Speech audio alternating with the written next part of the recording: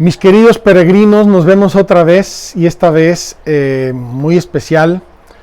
Quiero compartirles algo del proyecto de Magdala, que para mí es el corazón absoluto. Y ahora les digo por qué. Cuando pensamos en hacer algo en Magdala, ya les platiqué un poco la historia, cómo se me ocurrió al lado del lago hacer una barca real, etcétera. Y bueno, las cosas se fueron dando para que este proyecto se realizara. Quedó aquí detrás de mi mente la idea original. Y original significa el origen. Entonces, la idea original de todo el proyecto de Magdala fue construir una barca real y desde esa barca real poder predicar a los peregrinos. Me pareció precioso y muy interesante y anecdótico, simpático, no sé cómo llamarlo, el poder de algún modo recrear esa escena de la vida de Jesús, que nos dice tantas veces en los evangelios que Jesús pidió una barca. Una vez dice que fue la de Pedro, otras veces no dice, pero de quien haya sido, y desde la barca él predicaba a los peregrinos y ahí les explicaba el evangelio del reino de Dios. Qué púlpito, queridos amigos, tan original, obviamente conectado con la vida del lago y con este lugar que Jesús había escogido con tanta atención y tanto cuidado y con su sabiduría divina para predicar el reino de Dios. Y así, desde Cafarnaún, pueblo de pescadores, por todo el litoral del mar de Galilea, Jesús tuvo muchas intervenciones y con una cierta frecuencia los evangelios nos refieren esto. Jesús pidió una barca porque había tanta gente y muchedumbre que lo apretujaban y casi lo tiraban al lago. Y lo podemos entender perfectamente, como ya les he dicho, por las multitudes que venían viendo los milagros que hacía y que nadie había hablado como él en la historia. Bien, queridos amigos, imagínense a mí al lado del mar de Galilea, una mañana de noviembre, viendo el amanecer en el lago, y llega un pescador enfrente de mí a 20-30 metros y ahí empieza a tirar sus redes. Era, si no recuerdo mal, el 16 de noviembre del año 2004, que tengo muy grabado en mi corazón, y esa imagen me agarró el corazón y me quedé pensando durante semanas o meses, ¿qué haría yo aquí en el mar de Galilea? ¿Qué haría yo aquí? Se me ocurrieron muchas ideas, pero la primera y principal fue una barca para celebrar la misa. Pues bien, pasa el tiempo, pasan los acontecimientos, la providencia de Dios, y ahora tenemos aquí esta hermosa iglesia con este título, Duc in altum. Vamos a explicarles un poco la historia de este título un poco raro y que bueno, ya se está haciendo familiar para mucha gente, pero al inicio todo el mundo se quedaba con los ojos cuadrados. Duc in altum significa literalmente rema mar adentro. Rema mar adentro.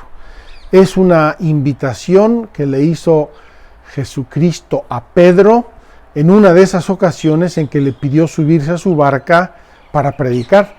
Dice el Evangelio que predicó y cuando terminó de predicar le dijo a Pedro, rema mar adentro y lanza tus redes. Esa expresión rema mar adentro en latín se dice duc in altum. ¿Por qué le pusimos duc in altum a este santuario de la Tierra Santa? ¿Por qué? Pues les voy a decir por 3 razones. Les voy a explicar brevemente. La primera razón, porque ya les dije, el centro, el núcleo original de todo este proyecto fue la idea de hacer una barca real y de predicar desde la barca a los peregrinos. Primera razón. La segunda razón es porque este santuario es el primer santuario construido en la Tierra Santa en este milenio. Tenemos muchos, ya se los enseñé durante la peregrinación, construidos casi todos por Antonio Barluzzi, pero en este milenio, el primer santuario de la Tierra Santa construido es este. Y quiero mencionarles, referirles, y espero ponerles también el texto, que el Papa Juan Pablo II escribió una carta al inicio de este milenio. Al inicio de este milenio escribe una carta, si no recuerdo mal, se llama Tertio Millennio Ineunte, una carta apostólica preciosa, es como un programa para la iglesia en el tercer milenio. Y el inicio de esa carta es una meditación sobre este título Duc in altum. Y el Papa Juan Pablo II es una meditación breve, se la voy a compartir. Esa meditación es como un grito de confianza en Dios. Dice Juan Pablo II, al inicio del tercer milenio, Dios le dice a esta barca que es la iglesia, rema mar adentro, lánzate. Qué hermoso himno de confianza, de abandono en las manos de Dios, de entrega, de intrepidez. Empezar este milenio con esta invitación de Cristo. Rema mar adentro y lanza tus redes. Entonces, el Papa Juan Pablo II toma esta frase y hace una breve meditación hermosísima. Aquí se las comparto. Y yo dije, pues, quedan muy bien. Primera carta del Papa en este milenio, primer santuario de Tierra Santa en este milenio y con el tema de la barca, queda divinamente. Así es que dije, vamos a tomar este tema para nuestro santuario, este título para nuestro santuario. Hay otro que es un poco más anecdótico, pero se lo quiero contar. Cuando empecé con esta idea, es cuando acababa yo de llegar a Tierra Santa. Y no sé por qué, providencia de Dios, se me metió en la cabeza esto.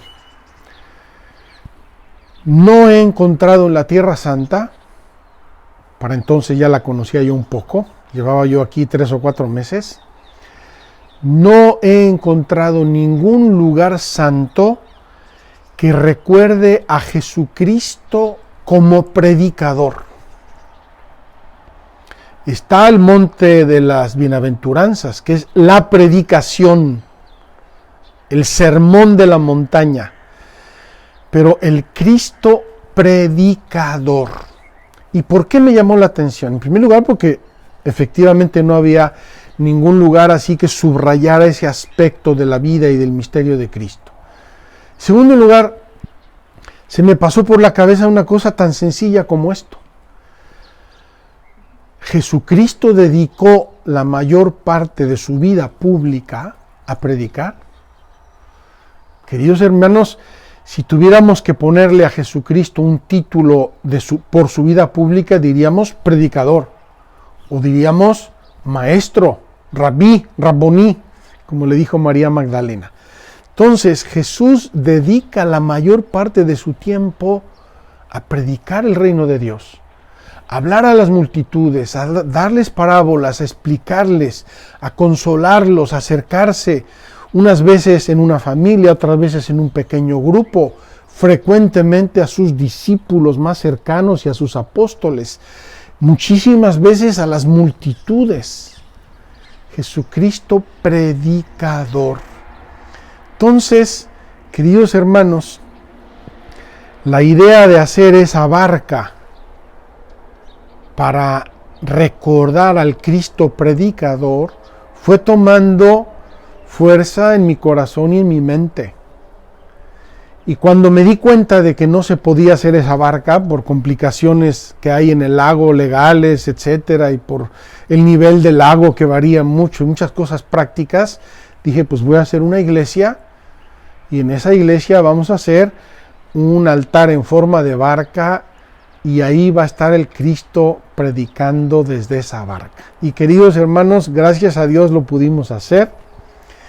Y quiero que sepan que por una providencia inmensa y amorosa de Dios, cuando vino el Papa Francisco a Tierra Santa, él nos concedió la gracia de bendecir el sagrario de esa barca, sagrario que es muy bonito, y luego lo vamos a explicar. Y así es que sobre esa barca está el sagrario, está Cristo, y Cristo sigue predicando. Hace poco recibí un mensaje de una señora, o un señor, ahora no recuerdo, un peregrino, y me dice, padre, estuve ahí hace 3 años en Magdala, y esa imagen de la barca se me quedó en mi corazón. Qué impresionante, me encantó. Y ahí se me quedó, ahí está Jesús predicando desde la barca. Pues sí, ahí está Jesús predicando desde la barca, en ese sagrario precioso que bendijo nada más y nada menos que el Papa Francisco en su visita a Tierra Santa en el año 2014. Entonces, ya tenemos la barca, ya tenemos la iglesia, ya tenemos el título. Y les dije que el tercer elemento era muy anecdótico. Yo había pensado en un título muy raro para esta iglesia y muy extenso. Era Santuario del Ministerio Público de Jesús, queriendo subrayar, como ya les dije, el tema de Jesús predicador.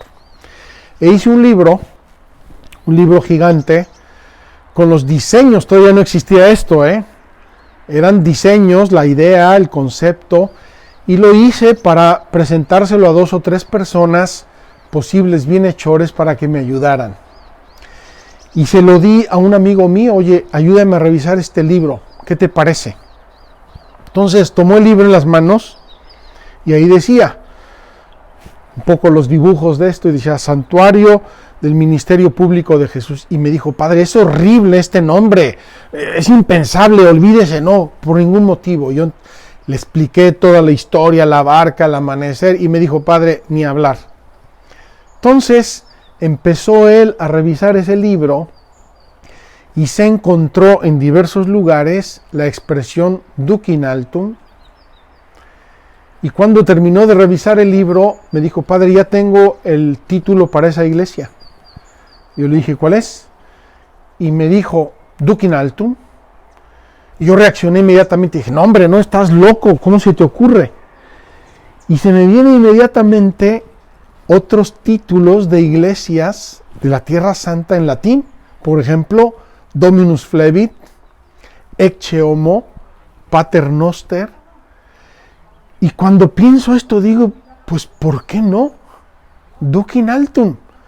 Es una frase lapidaria, es una frase preciosa. Recuerda la barca, recuerda al Cristo predicador, recuerda todo. Y dije, ya está, adjudicado.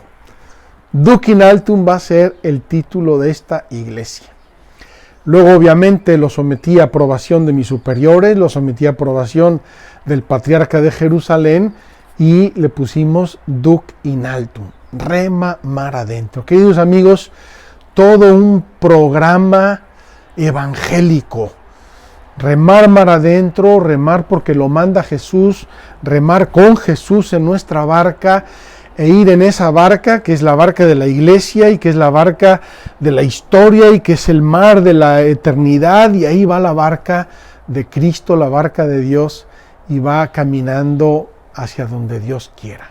Duc in altum. Con esto ya les expliqué el título, ya les expliqué la historia, ya les expliqué el por qué la barca ahí en el altar el altar principal de esta barca. Quiero ahora contarles algo que para mí ha sido una de las páginas más bellas de todo este proyecto, y no está escrito en ningún lugar, o sea que ustedes son los primeros destinatarios. Una de las páginas más lindas y más emocionantes de todo este proyecto desde el inicio hasta el día de hoy, el proyecto de Magdala. En el proyecto, sobre todo del Duc in altum, participaron varias personas. Participaron unos arquitectos locales de Israel, son 3 hermanos, son palestinos, árabes, católicos, viven en Nazaret, imagínense qué providencia. 3 hermanos, Ranim, Nasim y Shirin. 3 hermanos, hijos de un arquitecto, dos chicas y un chico, los 3 arquitectos, hijos de arquitecto. Participó nuestro equipo de coordinación de todas las obras, que es un equipo de México y sobre todo representado por el arquitecto Rodolfo de la Garza, que vino muchas veces durante todo el proceso y venía con su esposa, que era como su consejera para muchas cosas, porque estaba aquí, veía, observaba, comentaba con mucha libertad lo que ella creía. Obviamente participé yo un poco con los padres y las consagradas, porque intercambiábamos ideas frecuentemente, a veces discutíamos de cosas, etc. Y finalmente participaron los artistas. Es un matrimonio de origen chileno que viven en Alemania desde hace muchísimos años y trabajan en Alemania, y me los mandó la providencia de Dios. Juan y María Jesús Ortiz de Fernández. Juan y María Jesús Ortiz de Fernández. Una pareja muy linda, católicos, practicantes, unos artistas excepcionales que Dios nuestro Señor verdaderamente nos mandó. Nada más que hubo una complicación. Y la complicación es la Torre de Babel. Les voy a decir por qué. 3 arquitectos, o más bien dos de ellos se implicaron más, árabes, por lo tanto su lengua madre es el árabe, israelíes de nacionalidad, por lo tanto todos lo saben en hebreo, y todos sus conceptos los manejan o en árabe o en hebreo, o a veces un poquito en inglés. 2 artistas chilenos que hablan en español, un poquito de inglés, pero todos lo saben en alemán porque viven en Alemania. Un arquitecto mexicano que más o menos logra expresarse en inglés, pero que todos lo saben en español. Y yo, que no soy ni arquitecto, ni artista, ni constructor, y yo soy el que tengo las ideas y más o menos las expreso en español y un poquito en inglés. Queridos amigos, la Torre de Babel. La Torre de Babel. Pero quiero decirles que el Espíritu Santo formó un equipo tan hermoso donde nadie quería imponerle al otro las ideas, sino que todos fuimos construyendo hasta crear esta hermosa iglesia, santuario de Tierra Santa que se llama Duc in altum. Y quiero contarles, de toda esta introducción de la Torre de Babel, quiero contarles una experiencia que tuvimos hace varios años, creo que fue en el mes de enero del año 2012 o 2013, ahora no me acordaría yo, en enero. Fuimos a Alemania todo el equipo, y tuvimos 3 días de trabajo juntos ahí. Con todas las complicaciones que ya les dije, que no son pocas, porque a la hora que yo decía, oiga, quiero que la piedra tenga este terminado, uno lo decía en árabe, el otro lo decía en hebreo, el otro en alemán, el otro en inglés y el otro en español, y al final nunca entendimos bien qué es lo que queríamos. Fue tremendo. Tuvimos 3 o 4 días de trabajo en Alemania. Y éramos este equipo muy peculiar. Teníamos misa en la mañana juntos, rezábamos, nos poníamos en la presencia de Dios y luego a trabajar. Nada más que fíjense lo bello, lo hermoso de este equipo y de esta actividad. Ustedes imagínense que quieren planear su casa. A ver, me voy a casar, a ver, mi esposo, mi novio, mis papás, el arquitecto, ¿cómo quiero hacer mi casa? Pues quiero que sea grande, quiero que sea luminosa, quiero que se oriente al norte, al sur, al poniente, quiero que tenga jardín, lo que quieran. ¿Cuál fue la pregunta que nosotros nos hicimos aquí? ¿Cuál fue la pregunta? La pregunta fue muy seria. ¿Cuál es el mensaje que Dios quiere transmitir en esta iglesia? Queridos hermanos, ¿se dan cuenta de la pregunta? Y quiero ponderarla, si me permiten. No es una parroquia más. No es un santuario bonito más. No es una capillita. Es un lugar santo del Evangelio que van a visitar millones y millones de personas cada año, que representa un lugar concreto de la Tierra Santa. No es lo mismo que estemos a la orilla del mar de Galilea, a que estemos en Nazaret, o que estemos en un monte, o que estemos en el desierto. Entonces, era un reto muy grande y todos nosotros lo sentimos con mucha madurez, con mucha responsabilidad. ¿Cuál es el mensaje que Dios quiere transmitir en esta iglesia? Y les digo por qué.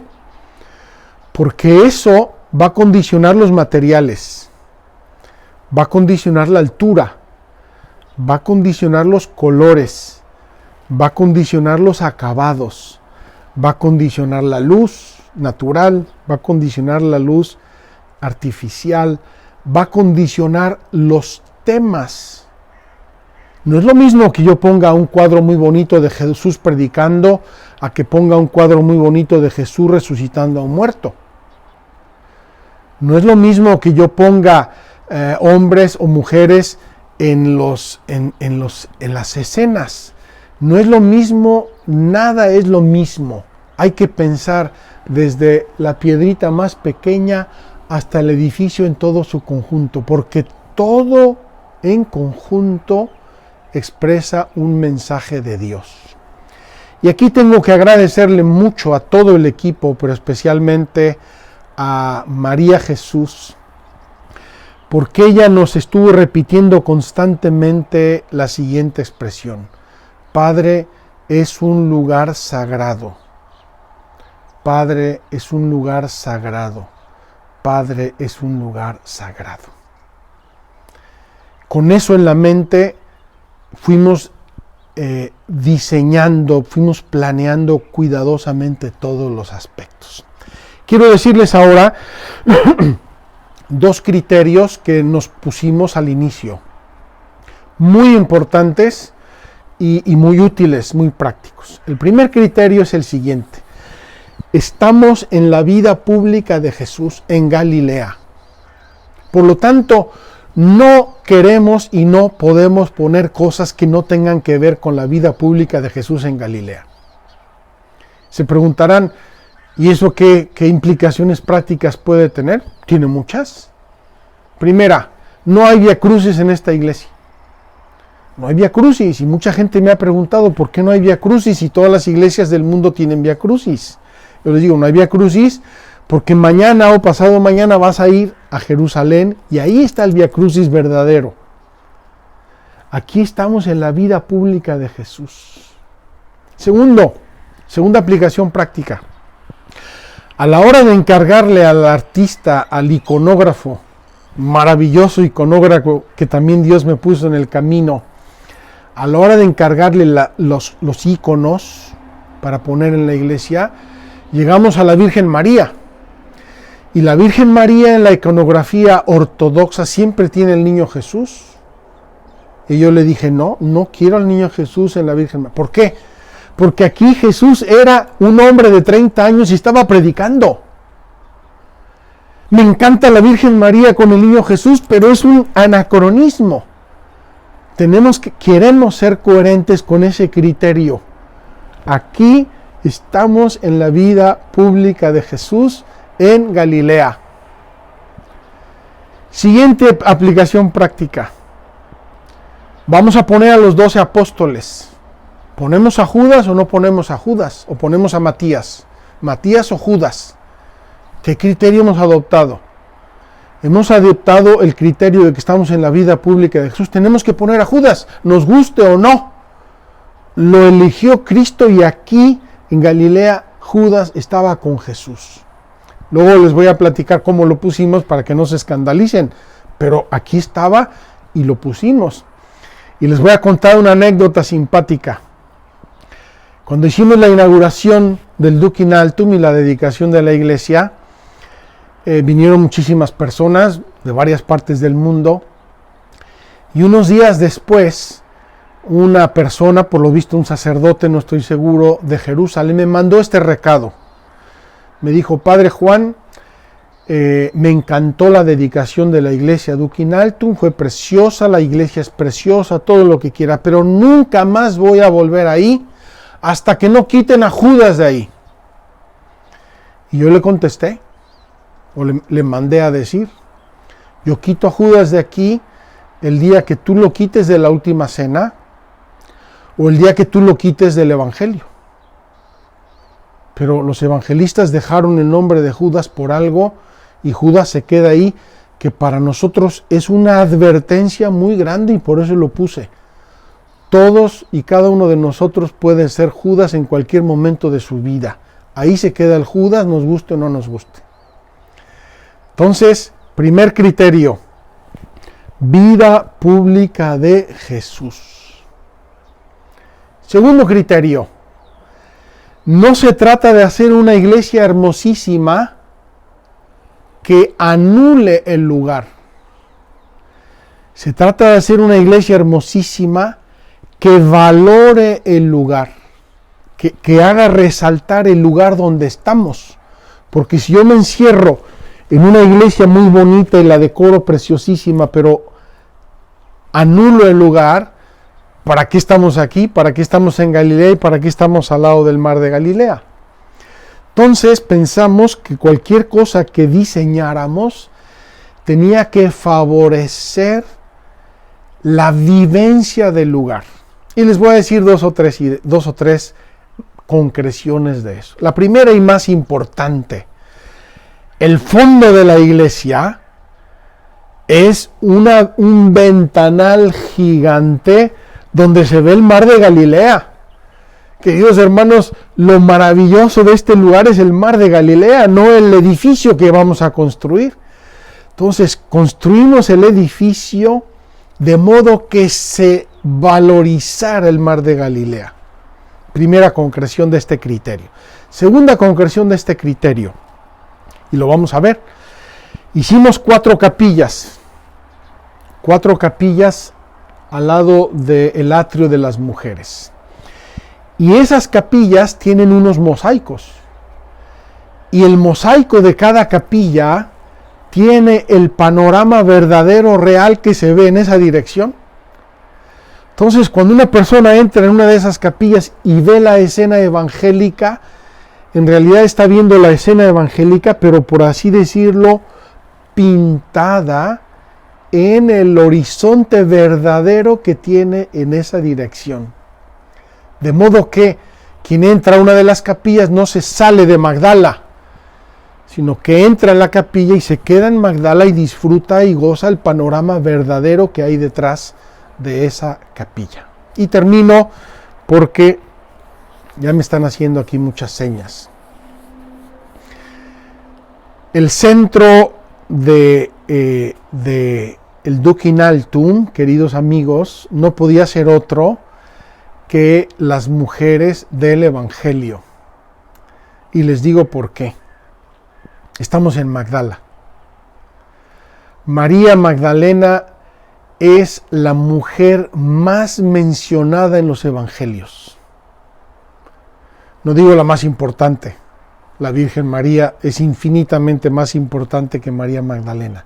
Pero María Magdalena es la mujer más mencionada en los Evangelios. Aparece 12 veces. No solo eso, aparece casi siempre como líder de un grupo de mujeres. Es decir, de algún modo María Magdalena personifica a la mujer seguidora y colaboradora de Jesús en su ministerio apostólico, en su trabajo, en su obra de evangelización del mundo. Queridos hermanos, qué regalo de Dios poder entrar al Dukinaltum y ver en la cúpula la imagen de la Virgen María, y no se las describo ahora, se las voy a describir in situ. Y luego las 8 columnas que hay alrededor y que sostienen esta cúpula, unas columnas preciosas de piedra que diseñó María Jesús Ortiz de Fernández, muy hermosas. Cada una de esas columnas con los nombres de las mujeres que acompañaron más de cerca y que sirvieron y que apoyaron el ministerio público de Jesucristo. Termino. Una de esas 8 columnas, y solo una, no tiene nombre. Y no tiene nombre porque esa columna representa a todas las mujeres del mundo. Y ahora les explico el por qué. Porque son las mujeres las que generan a los hijos de Dios. Y los generan de 2 modos. Primero, generación biológica, los dan a luz, los engendran y los generan y los dan a luz, generación biológica. Y también generación espiritual. Son normalmente nuestras mamás las que en el día a día de nuestra educación, de nuestro crecimiento, de todos los cuidados que han tenido con nosotros, nos han transmitido la fe, el amor a Dios, el amor al prójimo y todos los valores que nos enseña y que nos promueve nuestra religión. Queridos hermanos, ya les platiqué un poco lo que hay detrás del Dukinaltum, desde la idea original, el nombre, cómo lo concebimos, cómo lo desarrollamos, los criterios que nos guiaron. En el próximo episodio de nuestras pláticas vamos a entrar en el Dukinaltum y vamos a ir explicando todos los detalles y todos los conceptos y las imágenes que están allí representadas. Queridos hermanos, quiero añadir un criterio también práctico, sencillo, pero importante, que nos guió en todo el concepto y la elaboración del Dukinaltum. Es el siguiente. Desde que tuve las primeras ideas de hacer este proyecto, incluso antes de comprar Magdala, el terreno, se me ocurrió una cosa. Si hago algo aquí, no será solo para los católicos. Lo que ocurrió aquí con la vida de Cristo ha sido el inicio y la inspiración de todas las iglesias cristianas, nos gusten o no nos gusten, por motivo de la desunión que hay entre nosotros. Pero al fin y al cabo es el punto de referencia y el origen de todo. La vida de Cristo es el punto de origen de todos los cristianos. Y por ese motivo, cuando estábamos pensando y diseñando el Dukinaltum, pensamos en incluir diversos tipos de arte. Digamos, no es un popurrí ¿verdad?, de arte, pero sí quisimos incluir las diversas tradiciones. Y así, por ejemplo, tenemos iconos que normalmente se identifican con la tradición ortodoxa oriental. Tenemos los 12 apóstoles, que son las columnas de la iglesia principal de Magdala. Tenemos a Cristo como maestro, tenemos a la Virgen, ya les dije, sin el niño, nada más la Virgen. Luego tenemos mosaicos. Hemos pensado en 2 o 3 tradiciones de mosaicos. Por ejemplo, el mosaico veneciano, que existe en el arte cristiano desde tiempos inmemoriales, desde el periodo bizantino, en Ravenna, por ejemplo, en Italia y en otros muchos lugares. También el mosaico de piedra. El mosaico veneciano es un mosaico de cristal, de cristal de Murano. El mosaico de piedra es un mosaico un poco más antiguo como estilo, como concepto. Se desarrolló desde el periodo de los griegos, luego los romanos y finalmente también en el periodo bizantino.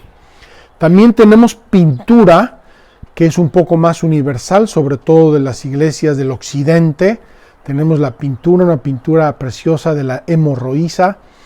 Y tenemos también frescos o pinturas en los muros, desde la decoración de todos los muros hasta la pintura que se hizo en la cúpula del Duc in Altum, una pintura hecha a mano en la cúpula que representa a la Virgen María.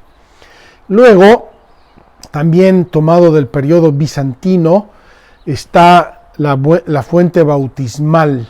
En la entrada del Duc in Altum, en el centro del atrio de las mujeres, tenemos la fuente bautismal. Fuente bautismal que en ese lugar y en esa forma, desde el periodo bizantino, tiene un significado teológico. Es decir, la gente entra a la iglesia y a través del bautismo llega a la Eucaristía. A través del bautismo llega a la Eucaristía. Entonces está allí por una razón teológica, no solamente práctica. Y finalmente, y esto fue un regalo de Dios gigante y se lo voy a contar, aunque se nos acabe el tiempo. Ahora sí ya renuncio a todas las señales que me está haciendo Paula de que se acaba el tiempo.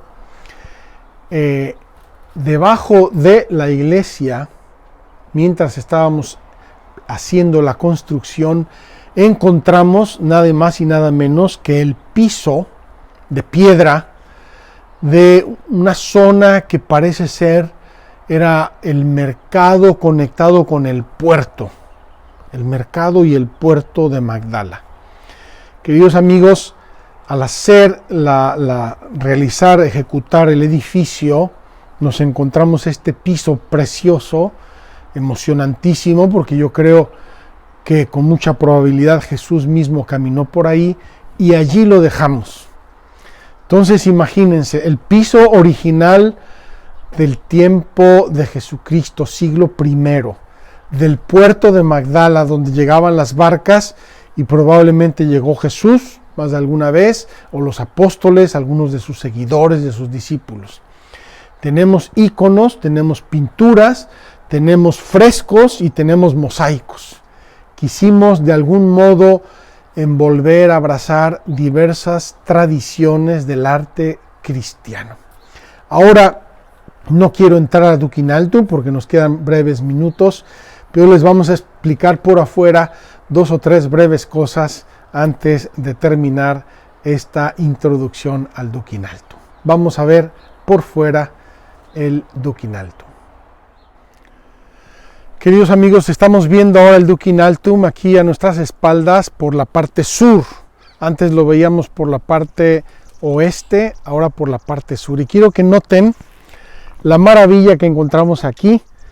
Estas ruinas que ven aquí a mis espaldas son las ruinas del puerto de Magdala. Es la primera vez que se ha encontrado en los alrededores del mar de Galilea un puerto del siglo I, puerto del siglo I. Y este muro grande que ven detrás de mí tenía salidos, este es el muro, tenía salidas unas piedras con un agujero y allí se ataban las barcas. Toda esta parte donde estamos ahora hasta el lago, que actualmente son aproximadamente 50 metros, es algo que la tierra le ha ido ganando al mar de Galilea, pero en tiempos de Cristo el lago de Galilea llegaba hasta acá y ese muro era nada más y nada menos que el embarcadero de Magdala. Ahora quiero que reflexionen un detalle que no hemos comentado, pero que me parece muy hermoso y muy providencial. El altar del Duc in Altum, y lo vamos a ver después con detenimiento en la próxima sesión, es una barca. Es una barca muy hermosa, artística, realizada con dos modelos de la antigüedad, uno de un mosaico y otro de una barca que se encontró aquí cerca en el fondo del lago. Y esa barca, queridos amigos, está nada más y nada menos que en coincidencia exacta con el muro original del embarcadero de Magdala del siglo I. Y quiero que sepan que eso no lo sabíamos, porque cuando se diseñó el Duc in Altum se hizo sobre un plano, aquí vamos a hacer, aquí vamos a mover, esto va a ser así, esto va a ser sobre un pedazo de papel.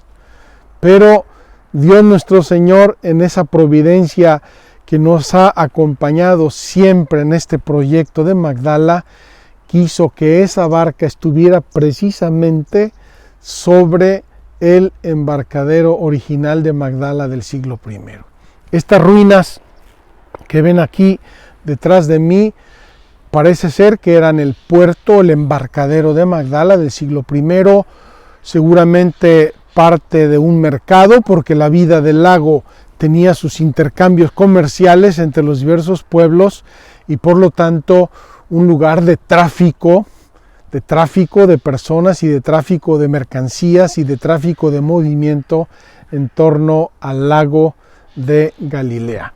Vamos ahora a movernos para ver el gran ventanal que pusimos como mirada al mar de Galilea. Después lo veremos por dentro en nuestra próxima sesión, si Dios quiere.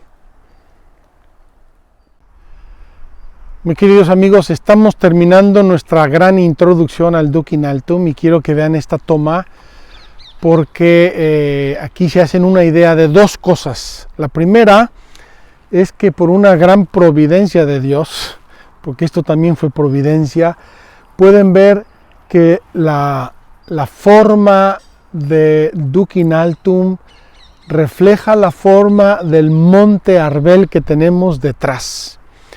Y esto no me consta que haya sido muy explícito ni muy voluntario, más bien fue providencial, pero sí refleja algo que fue voluntario y deliberado. Y es que quisimos que los materiales, los colores, la piedra y todo reflejara lo que hay en esta zona, lo que hay aquí, la naturaleza, el lugar, que no fuera un edificio chillón en medio de un ambiente natural tan precioso y tan armónico como es la Galilea que ustedes están viendo. Hoy cayó la primera lluvia, por eso se ve mojado, si no tendríamos un sol que nos estaría cocinando. Y les comenté también la gran ventana, esa gran ventana que está mirando hacia el mar de Galilea y que al final vamos a mostrarles para que vean cómo esa ventana está mirando al mar de Galilea y ahí está el altar de la barca que se ve detrás. Queridos hermanos, termino despidiéndome de ustedes, agradeciéndoles mucho por su atención, recordándoles Duc in Altum, Rema mar adentro, el título de este santuario de la Tierra Santa, que se inspiró en la pesca, en las barcas, en los pescadores, y que quiso reflejar tradiciones del mundo cristiano, antiguo y contemporáneo, que quiso centrarse en la vida pública de Jesús, que quiso valorar el lugar, no tanto el edificio como el lugar, y que en torno a todo eso escogimos los materiales, los colores, los estilos de arte, etcétera, etcétera, etcétera. Si Dios quiere, en nuestra próxima plática vamos a entrar al Duc in Altum, lo vamos a ver, lo vamos a explicar, lo vamos a reflexionar, y ahora terminamos con una vista simplemente desde el Duc in Altum hasta el mar de Galilea, para que vean qué precioso y qué providencial este lugar que Dios nuestro Señor nos regaló. Que Dios los bendiga. Desde aquí los despido y los dejo con esta vista del mar de Galilea. Muchas gracias.